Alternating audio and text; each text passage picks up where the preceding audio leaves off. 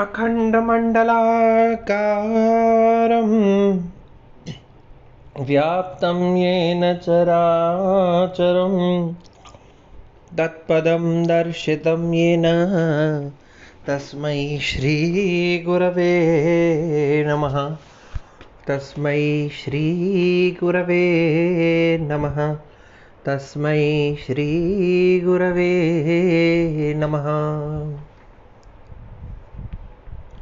प्रिय विद्यार्थियों, पिछले व्याख्यान में हमने देखा कि महर्षि मनु बता रहे हैं कि ब्राह्मण के 3 जन्म माने जाने चाहिए। बाकी सबके तो द्विज होते हैं, 2 जन्म होते हैं क्षत्रिय और वैश्य के। एक तो जब उनकी माता उनको जन्म देती है, प्रथम जन्म, और दूसरा जब गुरु उनका उपनयन संस्कार करवाता है, दूसरा जन्म। किंतु ब्राह्मण के 3 जन्म माने हैं कि वेद की आज्ञा से जब वह यज्ञ दीक्षा में दीक्षित होता है तब उसका तृतीय जन्म माना जाना चाहिए। अब उसके आगे क्या बता रहे हैं एक बार देखिए। तत्र यत् ब्रह्म जन्म अस्य मौंजी बंधन चिन्हितम तत्र अस्य माता सावित्री पिता त्वार्याचार्य उच्यते। अन्वय देखिए। तत्र अस्य मौंजी बंधन चिन्हितम यत् ब्रह्म जन्म तत्र सावित्री अस्य माता आचार्य तु पिता उच्यते। तो इस द्विज का, इस ब्राह्मण का या द्विजों का मौंजी बंधन चिन्हितम, मौंजी बंधन से चिन्हित यानी उपनयन संस्कार से युक्त, यज्ञोपवीत से युक्त जो इसका द्वितीय जन्म है, जिसे ब्रह्म जन्म कहते हैं, जो इन द्विजों का मौंजी बंधन अर्थात यज्ञोपवीत के चिन्ह से चिन्हित, यज्ञोपवीत से युक्त अर्थात उपनयन संस्कार या यज्ञोपवीत संस्कार से युक्त जो इसका द्वितीय जन्म होता है, जिसे ब्रह्म जन्म कहते हैं, तत्र सावित्री अस्य माता, तब उस संस्कार के समय उसकी माता सावित्री होती है और आचार्य हेतु पिता उच्यते, और उसका आचार्य पिता कहलाता है। जिस सावित्री मंत्र के द्वारा यज्ञोपवीत संस्कार किया जाता है, पहले भी हम पढ़ चुके हैं, 3 पद 3 व्याहृतियों से युक्त और 3 अक्षर अ उ म भू भुवः स्वः, ये 3 व्याहृतियां और 3 चरणों से युक्त जो त्रिपदा गायत्री जिसको कहा जाता है, वही सावित्री इसके द्वितीय जन्म की माता होती है, और यज्ञोपवीत संस्कार को करवाने वाला जो इसका आचार्य है वह इसका पिता कहलाता है। अब आगे देखिए। वेद प्रदानात् आचार्यं पितरं परिचक्षते न ही अस्मिन् युज्यते कर्म किंचित मौंजी बंधनात्। वेद प्रदानात्, वेद प्रदान करने के कारण से, अन्वय देखो इसका। वेद प्रदानात् आचार्यं पितरं परिचक्षते ही अस्मिन् आमौंजी बंधनात् किंचित कर्म न युज्यते।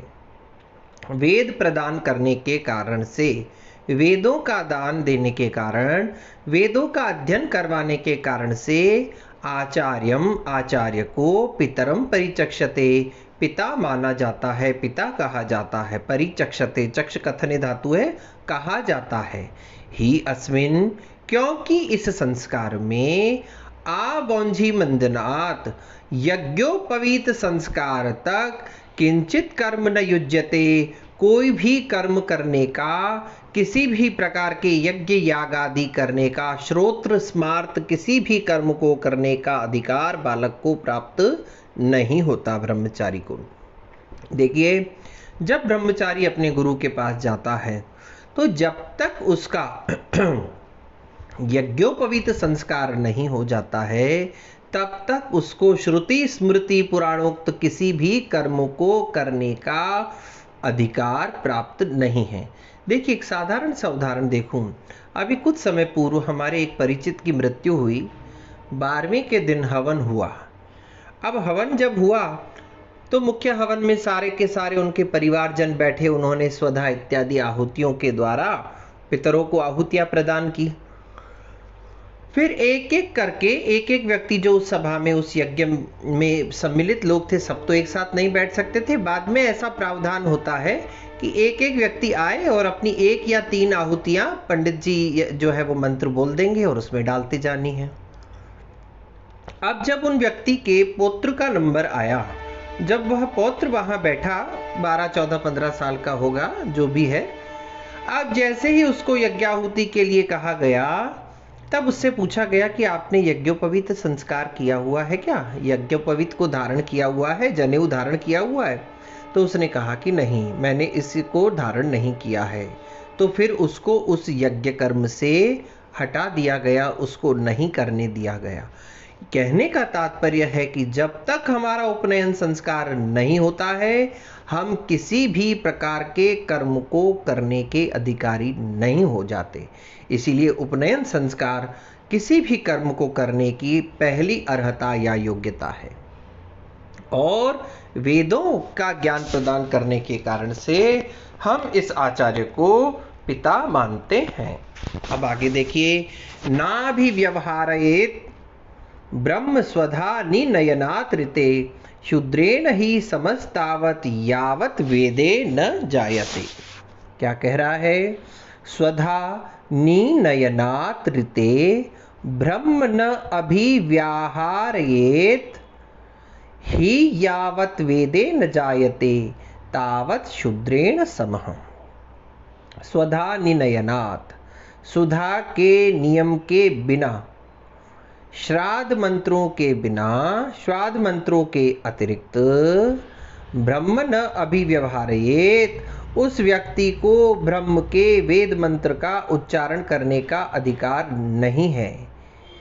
जिस व्यक्ति का, जिसका भी यज्ञोपवीत संस्कार नहीं हुआ है, उपनयन संस्कार से पूर्व श्राद्ध मंत्रों के अतिरिक्त जिन मंत्रों में स्वधा का प्रयोग किया जाता है, देखिए पाणिनि का एक सूत्र है, नमः स्वस्ति स्वाहा स्वधा अलम वषड योगा च चतुर्थी आती है इस पे सूत्र से।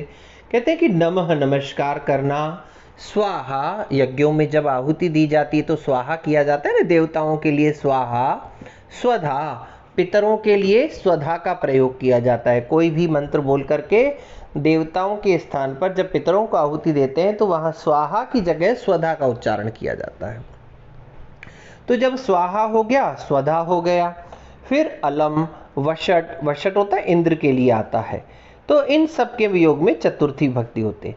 तो ये कह रहे हैं कि जो स्वधा है, अर्थात जो पितरों के लिए किया जाने वाला कर्म है, उसके अतिरिक्त यज्ञोपवीत संस्कार के बिना उस व्यक्ति का वेद मंत्रों में अधिकार नहीं है। यावत वेदे न जायते, और जब तक उसका वेद में अधिकार नहीं होता है, अर्थात जब तक उसका यज्ञोपवीत संस्कार नहीं हो जाता है, तावत शूद्रेण समः, तब तक वह शूद्र के समान माना जाता है। क्योंकि जब तक यज्ञोपवीत संस्कार नहीं होता है, वह वेद मंत्रों का उच्चारण नहीं कर सकता, और जब तक वह वेद मंत्रों का उच्चारण नहीं कर रहा है, तब तक उसका अन्य किसी भी प्रकार के कर्मों में अधिकार नहीं है। और जब कर्मों में ही अधिकार नहीं है तो उसमें और शूद्र में कोई भेद नहीं रहता है, क्योंकि शूद्र को भी वेद मंत्र और विभिन्न प्रकार के श्रोत्र स्मार्त कर्मों को करने का अधिकार नहीं माना गया है। देखिए, यहाँ जाति से तात्पर्य न होकर के उसके कर्म से तात्पर्य है कि जिस व्यक्ति ने ब्राह्मण का, अब साधारण सी बात समझिए, अपने यहाँ 3 कोर्स चलते हैं, एक बीए का, एक बीएससी का और एक बीकॉम का। एक व्यक्ति ने बीएससी में एडमिशन ले लिया, ठीक है भाई, डॉक्टर बनेगा, विज्ञान की पढ़ाई करेगा। दूसरे ने कॉमर्स में एडमिशन ले लिया, चलो भाई ये क्या करेगा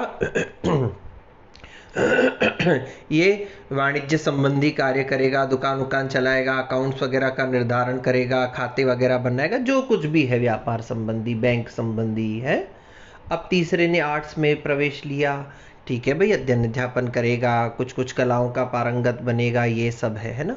तो ऐसे ही एक व्यक्ति ने ब्राह्मण के कोर्स में लिया, कुछ ने वैश्य वाले कोर्स में लिया और कुछ ने क्षत्रिय वाले कोर्स में लिया। अब जिसने किसी भी कोर्स में एडमिशन नहीं लिया है, ठीक है ना। अब जिसने आगे पढ़ाई ही नहीं की, किसी भी कोर्स में एडमिशन नहीं लिया, अब वो क्या करेगा? अब वो पढ़ने लिखने वाले समझदारी वाले काम तो कर नहीं सकता, फिर वो क्या करेगा? सेवा का काम कर देगा, चाहे तो साफ सफाई कर ले, चाहे तो जूता बना ले, चाहे घर की सफाई कर ले, मतलब इस प्रकार के कार्य करेगा, कपड़े धो देगा। अब क्योंकि उसको पढ़ने लिखने का तो वो है ही नहीं, तो वो विभिन्न प्रकार के जो ब्राह्मण क्षत्रिय और वैश्य से संबंधित कर्म हैं उनको तो करना वो जानता नहीं, क्योंकि अधिकारी नहीं है। अभी किसी अनपढ़ गंवार को बिठा करके और कह दिया जाए कि भैया इसमें तुम प्लस माइनस करके और इसके खाते, दुकान के खाते का जो है वो संधारण कर लो, तो क्या वो कर सकता है? नहीं। तो यहाँ पर वह शूद्र है जिसने अपने किसी भी पाठ्यक्रम में प्रवेश नहीं लिया है, इसकी ये व्याख्या हमारी दृष्टि से लग रही है। हो सकता है कोई और उसका अलग व्याख्या करे। तो कहने का तात्पर्य कि जिस व्यक्ति को वेद के अध्ययन का अधिकार नहीं प्राप्त है वह शूद्रवत ही है। फिर क्या कह रहे हैं? कृत उपनयनस्य अस्य व्रतादेशनम इष्यते यत् यस्य विहितं चर्म यत् सूत्रम या च मेखला कृतोपायनस्य अस्य व्रतादेशनम इष्यते ब्रह्मणो ग्रहणम चैव क्रमेण विधिपूर्वकम। अन्वय देखिए इसका। कृतोपनयनस्य अस्य व्रतादेशनम क्रमेण विधिपूर्वकम ब्रह्मणा ग्रहणम चैव इष्यते। कृत उपनयनस्य, जिसका यज्ञोपवीत संस्कार हो चुका है, उपनयन संस्कार हो जाने के पश्चात ही अस्य अर्थात इस शिष्य के लिए व्रतादेशनम, व्रतों का आदेश, और विधि पूर्वक ब्रह्मणा ग्रहणम, और विधि पूर्वक वेद का ग्रहण करना कहा गया है। अर्थात जिस व्यक्ति का यज्ञोपवीत संस्कार हो चुका है, जिसका उपनयन संस्कार हो चुका है, जिसको जनेऊ धारण करवाया जा चुका है, ऐसे ही जनेऊ धारण किए हुए शिष्य के लिए उस गुरु को व्रतों का उपदेश करना चाहिए।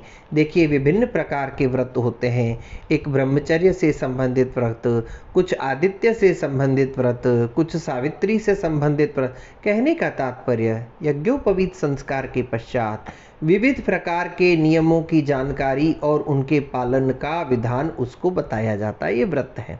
और उसके पश्चात ही विधि पूर्वक वेदों के नियमानुसार ब्रह्मणा ग्रहणम, ब्रह्म का ग्रहण अर्थात वेद का अध्ययन भी उसके पश्चात ही, यज्ञोपवीत संस्कार के पश्चात ही करवाया जाता है।